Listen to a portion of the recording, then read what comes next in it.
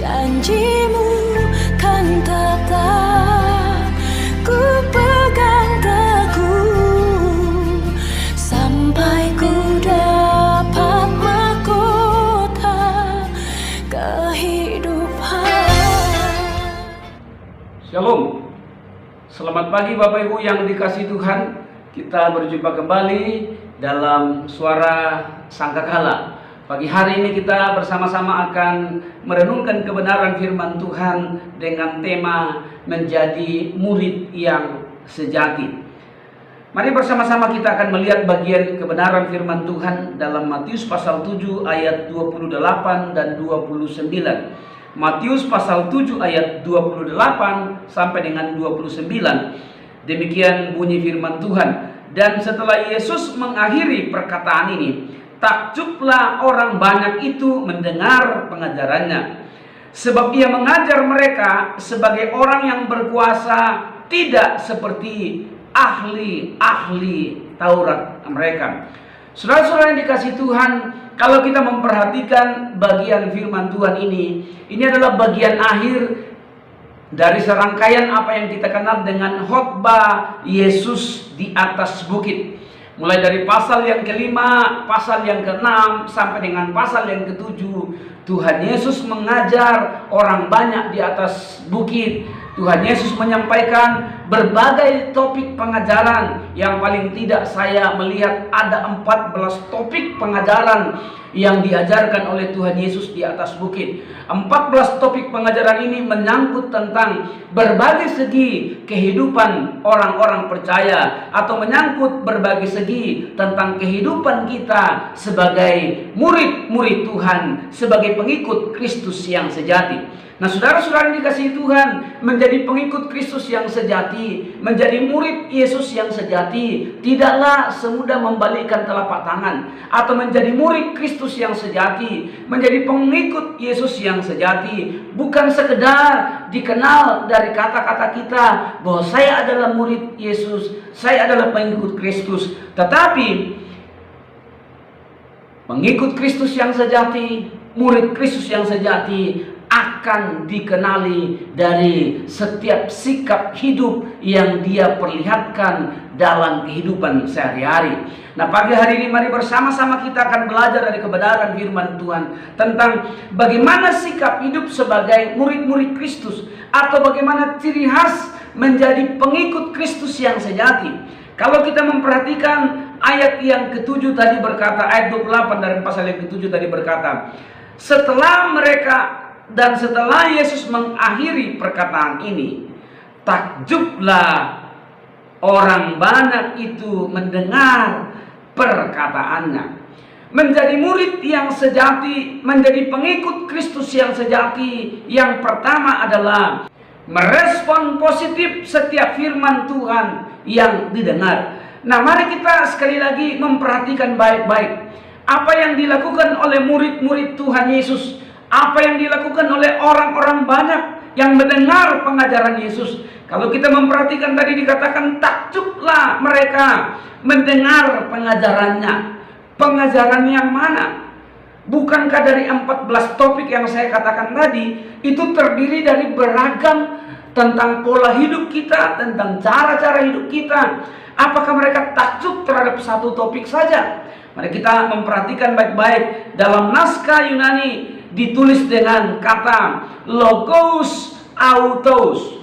Logos autos ini menunjuk kepada perkataan ini ditulis dalam bentuk jamak. Perkataan-perkataan ini menunjuk kepada ke-14 topik pengajaran yang disampaikan oleh Tuhan Yesus. Jadi bukan cuma topik yang terakhir tentang 2 macam dasar, tetapi mulai dari ucapan bahagia sampai kepada ungkapan 2 dasar atau 2 macam dasar. Ke-14 topik inilah yang dikatakan oleh kebenaran firman Tuhan logos autos. Perkataan ini atau firman ini. Dengan kata lain saya mau beritahu bahwa para murid ini merespon secara positif. Bukan hanya pengajaran-pengajaran tertentu, bukan hanya topik-topik tertentu, tetapi mereka merespon positif setiap bagian firman Tuhan yang mereka dengarkan. Saudara yang dikasihi Tuhan, 2 Timotius pasal yang ketiga menubuatkan bahwa pada hari-hari terakhir orang hanya akan cenderung mencari, mendengar apa yang enak di pendengaran mereka. Tetapi hari ini kita mau melihat bahwa sebagai murid Kristus yang sejati, sebagai pengikut Kristus yang sejati, seharusnya kita merespon positif setiap bagian firman Tuhan yang kita dengar. Bukan hanya bagian perkataan firman Tuhan yang enak di pendengaran kita, bukan hanya bagian firman Tuhan yang kelihatannya memberikan janji-janji yang baik, memberikan janji-janji muluk dalam hidup kita. Tetapi ketika kebenaran firman Tuhan itu adalah firman yang menegur, firman yang mendorong, firman yang mengajak kita, mungkin kita berkata, tunggu dulu, mungkin firman ini untuk tetangga, atau mungkin firman ini untuk orang lain. Nah, saudara-saudara yang dikasih Tuhan, menarik saudara yang dikasih Tuhan, kalau kita memperhatikan tadi kata takjublah mereka. Dalam naskah asli, kata ini berasal dari kata ekpleso. Ya. Ekpleso kemudian dalam bentuk ini ditulis dalam bentuk imperfect pasif, yang menunjukkan bahwa kata kerja takjub ini adalah mereka sudah takjub bukan hanya di bagian akhir, tapi berlangsung mulai dari ketika mereka mendengarkan firman Tuhan, mulai dari Yesus berkata-kata dalam pasal yang kelima dalam ucapan bahagia. Sikap takjub itu diakibatkan oleh pengajaran. Sekali lagi bentuknya adalah pasif. Jadi karena firman itulah yang mereka dengar, karena pengajaran itulah yang membuat mereka menjadi takjub. Jadi bukan dengan terkagum dengan tiba-tiba, bukan takjub dengan serta-merta, tetapi ketika mereka mulai mendengarkan firman, ternyata firman itu adalah firman yang berkuasa, yang menggetarkan hati mereka, yang menimbulkan suatu rasa takjub yang luar biasa, rasa terheran yang luar biasa, sehingga setiap bagian firman Tuhan yang mereka dengar, Alkitab tadi berkata bahwa karena ia mengajar sebagai orang yang berkuasa, tidak seperti ahli-ahli Taurat mereka. Kekaguman para murid-murid ini sekali lagi berlangsung sepanjang pengajaran itu. Sehingga saya katakan tadi bahwa ada reaksi, harus ada reaksi di dalam diri kita waktu kita dengar firman Tuhan. Kalau hari-hari ini kita mendengar firman Tuhan dan tidak ada lagi rasa, tidak ada lagi getaran, tidak ada lagi sesuatu yang terjadi dalam diri kita, maka berawas-awaslah, bercerminlah pada diri, ada apa denganmu, ada apa dengan saya, ada apa dengan kita. Karena seharusnya waktu kita dengar firman Tuhan, firman itu adalah firman yang hidup, karena firman itu adalah Yesus sendiri yang harusnya menimbulkan rasa di dalam hidup kita, harusnya ada menimbulkan reaksi di dalam kehidupan kita. Ketika ada reaksi yang terjadi, maka itu yang saya katakan tadi, bagaimana respon kita terhadap firman itu. Reaksi bisa ada dua, bisa reaksi positif, bisa reaksi negatif. Kalau kita bandingkan misalnya di dalam bagian firman Tuhan yang lain, ketika mereka mendengar firman Tuhan, dikatakan dalam Yohanes pasal 6 ayat yang ke-66, ketika mereka mendengar pengajaran Yesus yang keras, banyak di antara para murid yang mulai meninggalkan dia, tidak lagi mengikutinya. Ini adalah respon yang negatif. Sebab itu sekali lagi saya mau sampaikan bahwa respon positif yang menjadi ciri khas identitas dari pengikut-pengikut Kristus itu harus muncul dalam hidup kita. Waktu kita dengar firman Tuhan, jangan berkata firman ini untuk tetangga, firman ini untuk teman saya, tapi biarlah kita berkata firman ini berbicara bagi diri saya sendiri. Pengajaran firman itu harus komprehensif kita terima, bukan hanya yang menjanjikan berkat. Firman Tuhan itu mesti kita terima secara keseluruhan. Karena sikap hati kita terhadap firman, sekali lagi, itu yang akan menunjukkan kita bereaksi positif atau kita bereaksi negatif. Saya teringat suatu kali ada seorang pasangan suami istri. Seorang suami yang baru pulang bekerja dari kantor, tiba-tiba didekati oleh istrinya, lalu istrinya periksa bajunya, istrinya periksa tubuhnya, dan dia dapati sebuah rambut yang panjang. Maka istrinya bilang, kamu pasti selingkuh dengan wanita rambut panjang di kantor. Suaminya berkata, tidak Ma, tidak, itu adalah rambut saya, karena kebetulan rambut saya mulai panjang. Tapi istrinya tetap berkata, tidak, kamu pasti selingkuh dengan rambut panjang, wanita rambut panjang, karena saya mendapati di bajumu ada rambut panjang. Suaminya kemudian besoknya sebelum dia berangkat ke kantor, dia mampir di tukang cukur, dia potong rambutnya pendek. Ketika dia pulang dari pekerjaan, istrinya melakukan hal yang sama. Dia periksa pakaiannya, dia periksa tubuhnya. Dan waktu dia dapati ada potongan-potongan rambut pendek, dia berkata, nah sekarang kamu selingkuh lagi dengan wanita yang lain. Sekarang kamu selingkuh dengan wanita yang berambut pendek. Suaminya berkata, tidak, itu rambut saya sendiri, lihat mah rambut saya pendek. Tapi istrinya tetap berkata, tidak, saya tidak percaya, karena saya yakin di kantor kamu sudah selingkuh dengan perempuan yang berambut pendek. Suaminya kemudian menjadi frustrasi, lalu besoknya dia gundul rambutnya, dia botak. Dia berangkat kantor, dia kembali ke kantor, istrinya periksa, tidak menemukan sehelai rambut pun, karena suaminya sudah menggunting rambut, sudah botak rambutnya. Tapi dasar istrinya yang senantiasa merespon negatif, istrinya yang selalu berpikiran negatif, dia berkata, kamu keterlaluan. Kemarin dulu kamu selingkuh dengan wanita rambut panjang, kemarin kamu selingkuh dengan wanita rambut pendek, hari ini kamu selingkuh dengan wanita botak. Teganya kamu, teganya. Nah saudara yang dikasih Tuhan, ini adalah respon, ini adalah reaksi yang negatif, karena pemikirannya adalah pemikiran yang negatif. Jadi sekali lagi, tergantung respon kita. Kebenaran firman Tuhan itu bagaimana respon kita. Kalau kita meresponi dengan baik, meresponi dengan benar, seperti saya sampaikan pada minggu yang lalu, ketika tanah hati kita terbuka, merespon dengan akurat setiap benih firman Tuhan itu, maka itu yang menunjukkan bahwa kita sungguh-sungguh adalah murid Kristus yang sejati. Saudara-saudara yang dikasih Tuhan, yang kedua, mari kita kembali melihat di dalam Injil Matius pasal yang ke-8 mulai ayat yang pertama. Injil Matius pasal 8 ayat yang pertama berkata demikian. Injil Matius pasal 8 ayat yang pertama, saya bacakan bagi kita sekalian. Demikian firman Tuhan. Setelah Yesus turun dari bukit, orang banyak berbondong-bondong mengikut dia. Saudara-saudara yang dikasihi Tuhan, saya ingatkan sekali lagi pertama tadi bahwa ketika Yesus selesai mengajar dalam pasal yang ke-7 ayat 28 dikatakan, maka terkagum-kagumlah mereka atas pengajarannya itu, karena Yesus mengajar seperti orang yang berkuasa. Dia mengajar tidak seperti ahli-ahli Taurat, tapi dia mengajar dengan kuasa, exousia. Dia mengajar dengan otoritas.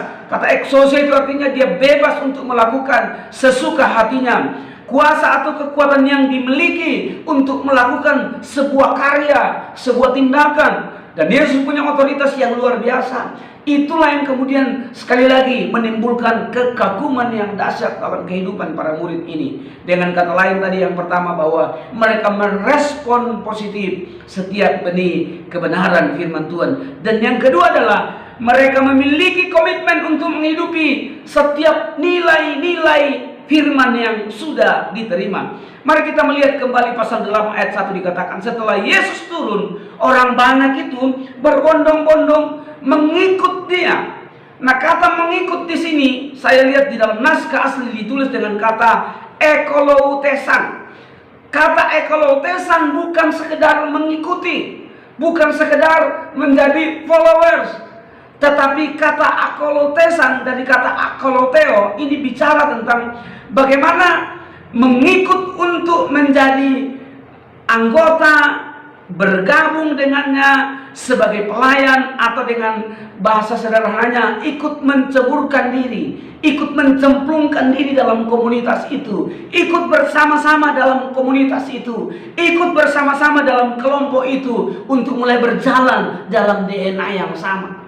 Menjadi pengikut Kristus bukan sekedar kita menjadi ikut-ikutan, bukan sekedar kita menjadi ikut ramai, bukan sekedar kita asal ikut apa kata orang, tetapi menjadi pengikut Kristus sekali lagi kita mesti memiliki komitmen dalam diri kita untuk mulai menghidupi setiap nilai-nilai firman yang sudah kita terima, sehingga dengan demikian kita, saya bahasakan tadi, kita mencemplungkan diri, kita membuat diri kita ikut bersama-sama, berkomitmen, bertanggung jawab, menghidupi, berjalan sekali lagi dalam DNA yang sama.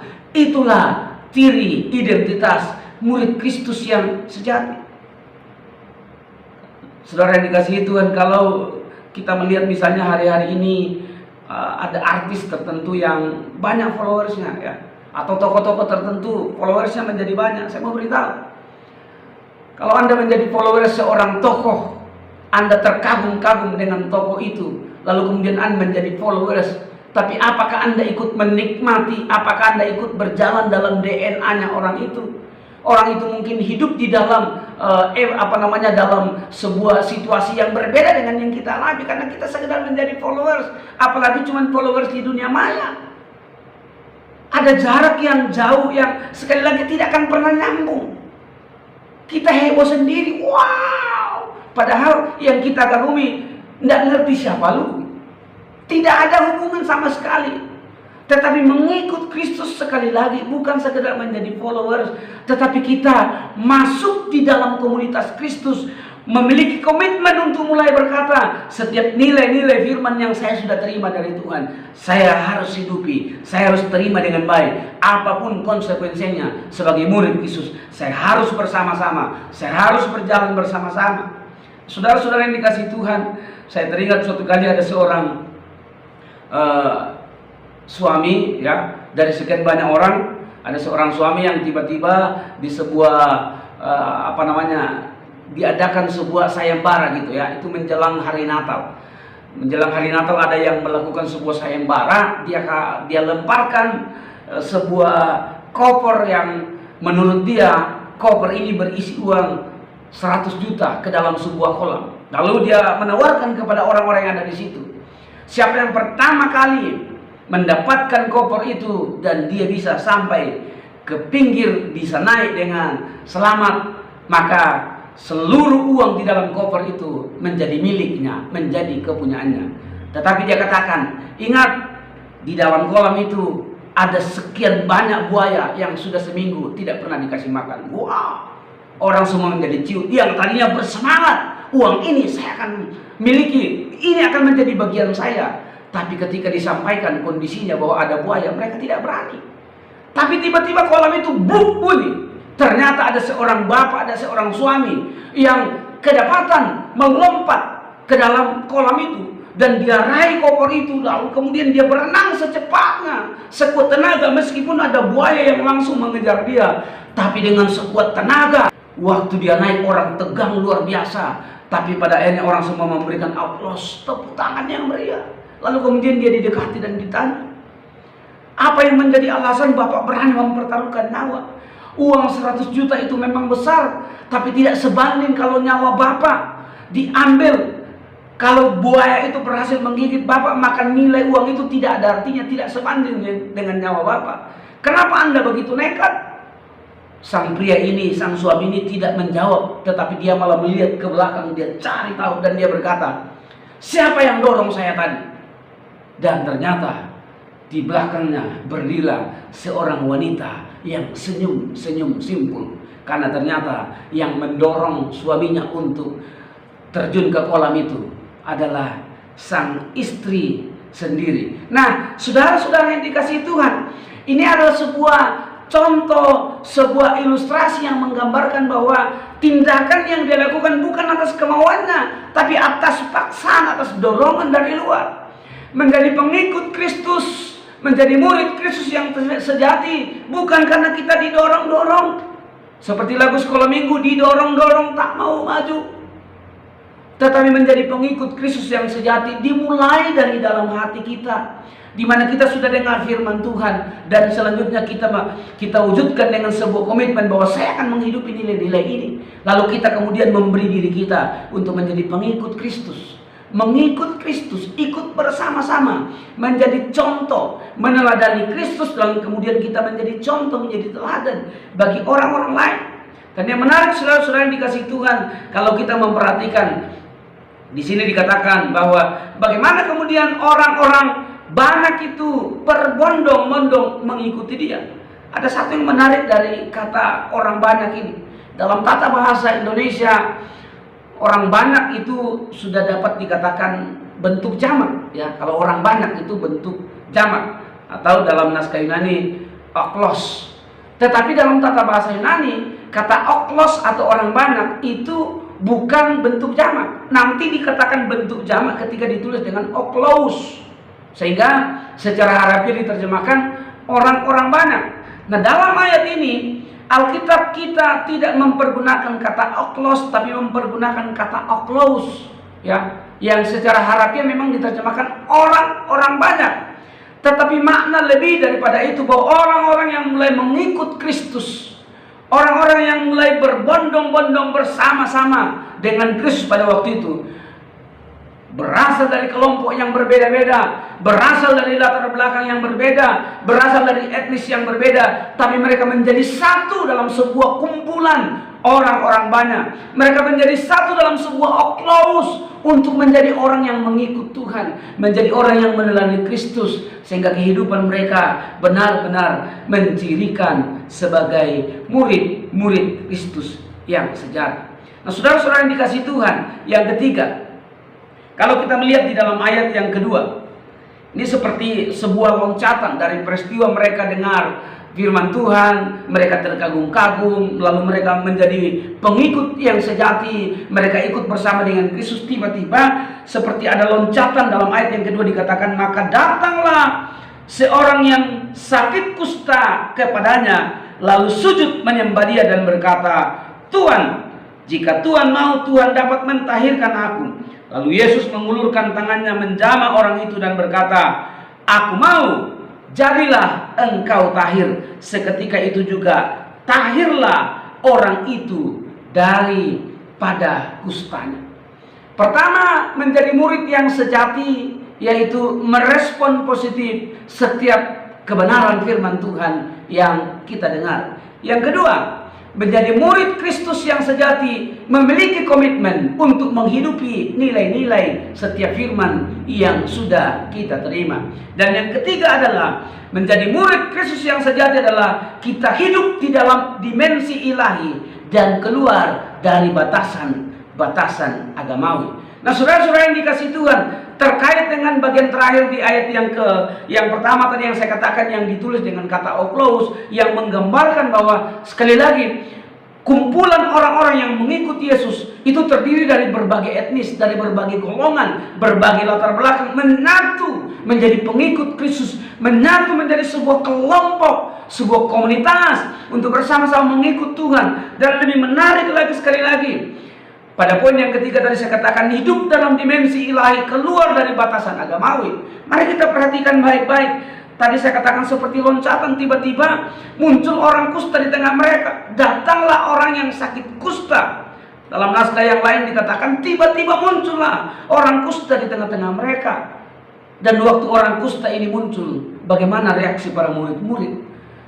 Dalam konteks yang lain, dalam ayat yang lain, kita mendapati bahwa jangankan orang kusta, seperti orang yang pendarahan pun ketika dia mendekat, murid-murid mengusir, sana kamu, sana kamu. Bartimeus yang buta yang teriak-teriak, Yesus anak Daud, kasihanilah aku. Diusir sama para pengikut Yesus, diusir para murid-murid. Tapi dalam konteks ini kita melihat bagaimana reaksi para murid yang sejati ini, bagaimana reaksi para pengikut Kristus yang sejati ini. Alkitab tidak mencatat bagaimana reaksi mereka, karena sekali lagi saya katakan tadi, mereka sekarang sudah hidup dalam sebuah dimensi ilahi. Mereka mulai keluar dari batasan-batasan agamawi. Kenapa?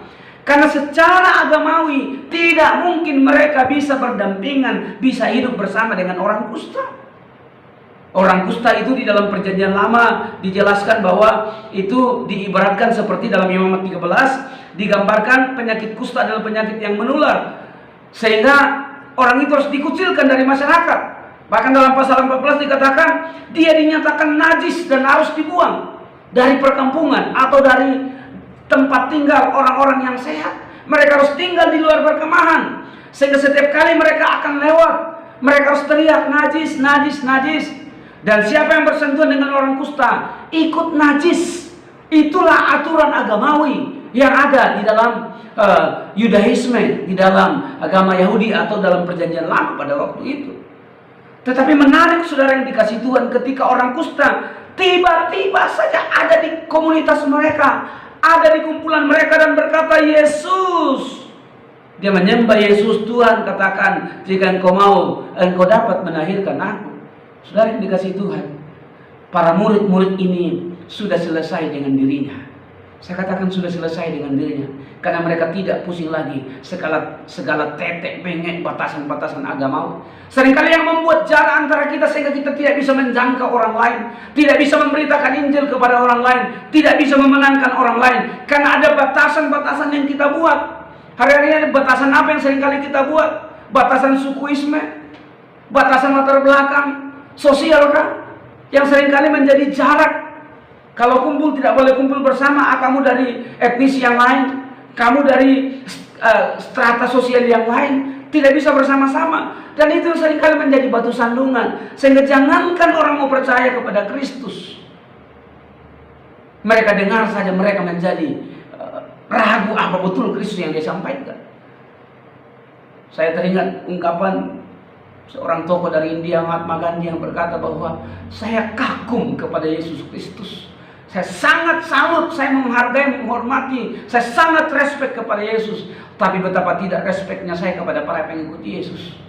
Kenapa? Karena sikap para pengikut Yesus kadang-kadang menjadi batu sandungan, bertolak belakang dengan apa yang seharusnya menjadi tindakan kita, menjadi sikap kita. Karena saya memberitahu sekali lagi pagi hari, mari keluar dari segala batasan agamawi yang seringkali menjadi hambatan untuk kita bisa memenangkan orang-orang yang belum mengenal, belum percaya kepada Kristus. Orang-orang kusta ini adalah orang-orang yang dianggap najis. Sekali lagi, bahkan seringkali kata kusta itu seringkali digambarkan dengan dosa.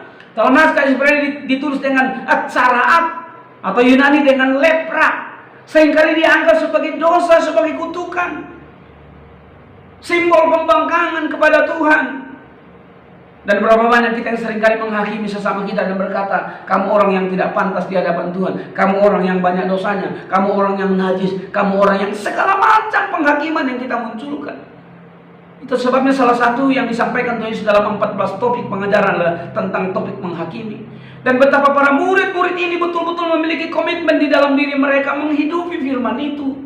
Sehingga ketika tiba-tiba orang kusta muncul di tengah-tengah mereka, dimensi ilahi menguasai hidup mereka. Mereka tidak lagi dikungkung dengan batasan agamawi, sehingga mereka bisa saya berkata, hai orang kusta, jauh kamu di sana, nanti kami menjadi najis. Kami tidak bisa lagi dekat dengan Yesus kalau kita bersentuhan. Tetapi ternyata mereka tidak berkata demikian. Mereka membuka diri, mereka jadi berkat bagi orang lain. Saudara yang dikasih itu, menjadi murid yang sejati bukan hanya kita menjadi euforia dengan status kita, pemilihan kita. Kami sudah dipilih, kami sudah dipanggil menjadi orang-orang yang menerima anugerah Tuhan. Seringkali menjadi euforia dengan itu dan tidak peduli dengan apa yang di luar sana. Bahwa di luar sana ada orang-orang yang dalam tanda kutip disimbolkan sebagai kusta, sebagai orang yang belum mengenal Tuhan, yang butuh anugerah Tuhan, butuh uluran tangan kita. Karena itu hari-hari ini mari kita hidup dalam dimensi ilahi, sehingga hidup yang masih Tuhan anugerahkan bagi kita, kita berkata, kami mau berbuat untuk Tuhan.